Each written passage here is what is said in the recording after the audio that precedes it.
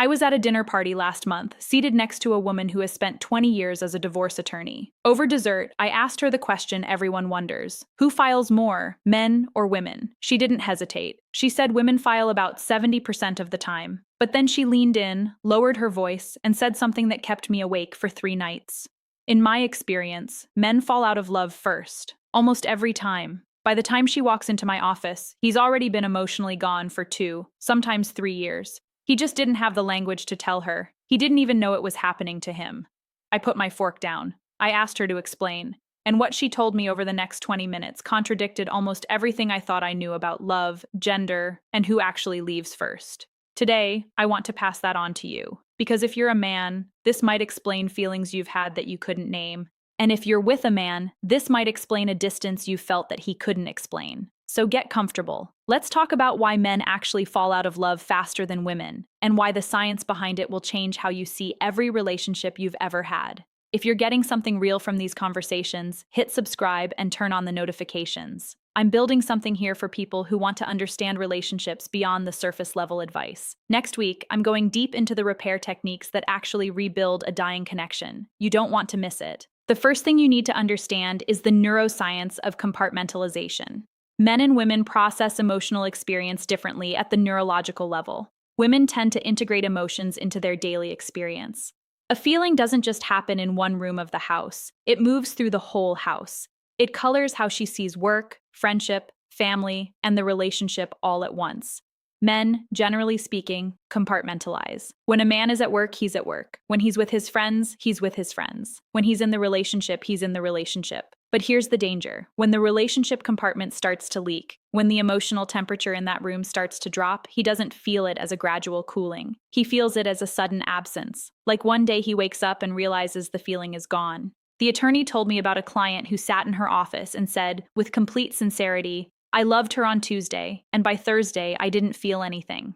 But when the attorney dug deeper, when she asked about the 18 months before that Tuesday, the signs had been there the whole time. He was sleeping more. He was irritable in small ways. He was finding reasons to stay late at work. He was avoiding the couch they used to share. But because he wasn't processing those signals in the relationship compartment as relationship signals, he attributed them to stress, to fatigue, to work pressure. By the time the feeling disappeared, the process had been running in the background for years. He just wasn't conscious of it. The second thing is the dopamine novelty cycle. This is where the science gets really interesting, and it's something most men don't know about their own brains. The male brain is heavily wired for novelty-seeking behavior. This isn't an excuse, it's neurology. The dopamine system in men is triggered powerfully by newness, discovery, and pursuit. In the beginning of a relationship, everything is new. Every conversation reveals something unknown. Every touch is a first. Every moment together floods the brain with dopamine, which creates the feeling we call being in love. But as the relationship becomes familiar, as the novelty naturally decreases, that dopamine flood subsides. It has to. Biology doesn't sustain emergency levels of neurochemistry indefinitely.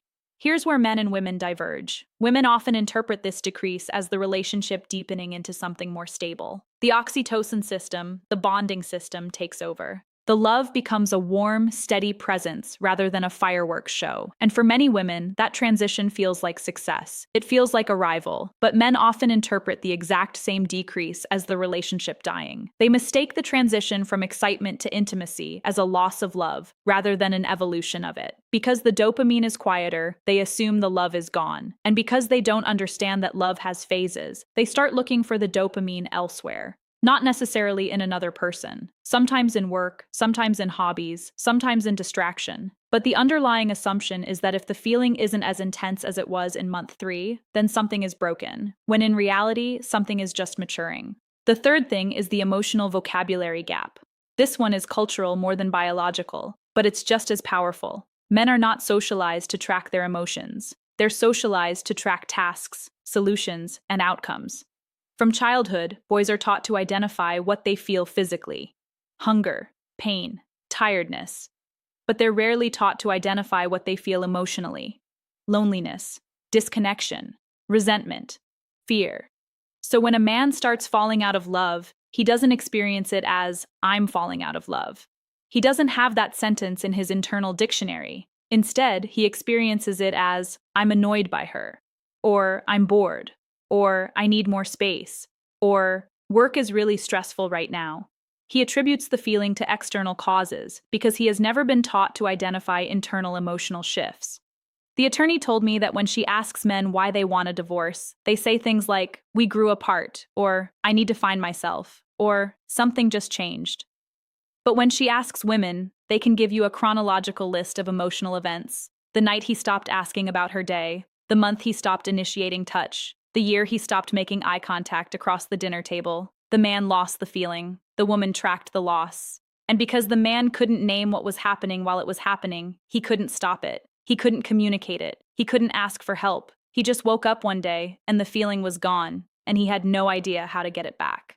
Let me pause here and ask you something real. Have you ever woken up one day and realized the feeling was gone, but you couldn't explain when it started?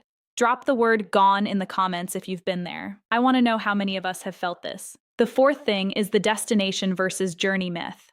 Men are often conditioned to view love as a destination. You meet someone, you fall in love, you commit, you get married or move in together, and then the work is done. You got the job, you bought the house, you won the prize. The achievement is unlocked. Women are generally more conditioned to view love as a continuous journey that requires daily navigation. So when the relationship hits its first major plateau, when the honeymoon phase ends and real life begins, the woman sees it as a new phase to explore. The terrain has changed, but the journey continues. The man sees it as evidence that something is wrong. He thinks, if this were real love, it wouldn't feel this hard, it wouldn't feel this ordinary, it wouldn't require this much maintenance. And because he thinks love is a feeling that should sustain itself, he doesn't realize it requires daily practice. He doesn't water the plant because he thinks the plant should stay alive on its own. Then he's shocked when it dies. He looks at the withered leaves and says, I guess it wasn't meant to be. When in reality, he stopped watering it months ago and didn't even notice. This destination mindset creates a dangerous passivity. The man stops paying attention because he thinks the contract is signed. He stops being curious because he thinks he already knows her. He stops trying because he thinks the trying phase is over. And by the time he realizes that love is not a destination but a daily practice, he's already so far down the road of disconnection that he can't see the way back.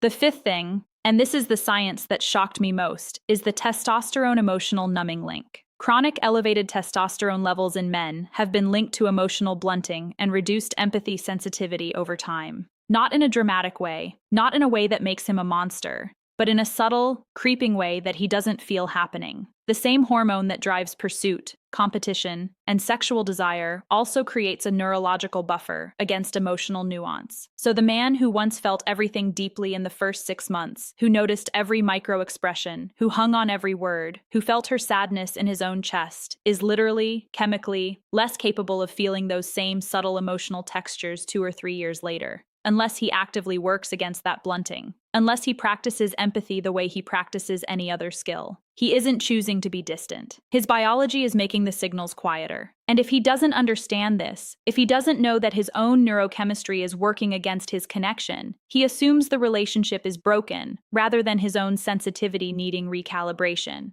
He thinks, I don't feel what I used to feel, so she must not be the one.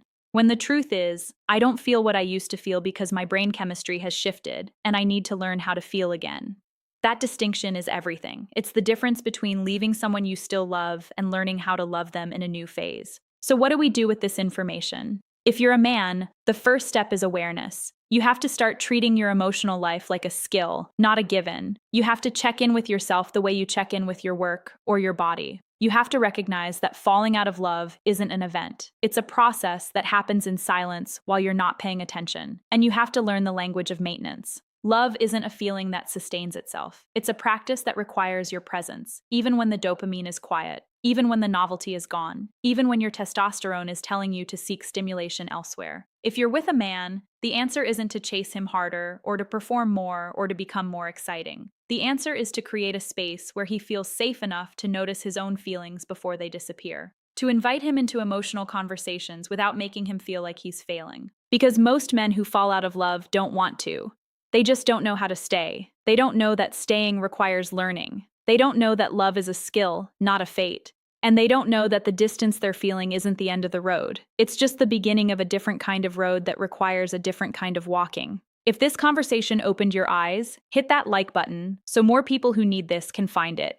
Subscribe and turn on the bell if you want to keep going deeper on understanding love, connection, and the real science behind why relationships work or fail. Drop a comment below with the number of the reason that hit you the hardest. And if you know someone who is confused about why they feel distant from someone they once loved, send this to them, not because they're broken, but because they deserve to understand what's happening inside them. Until the next time we talk, stay curious, stay honest, and stay present. This is Mind of Connection. I'll see you soon.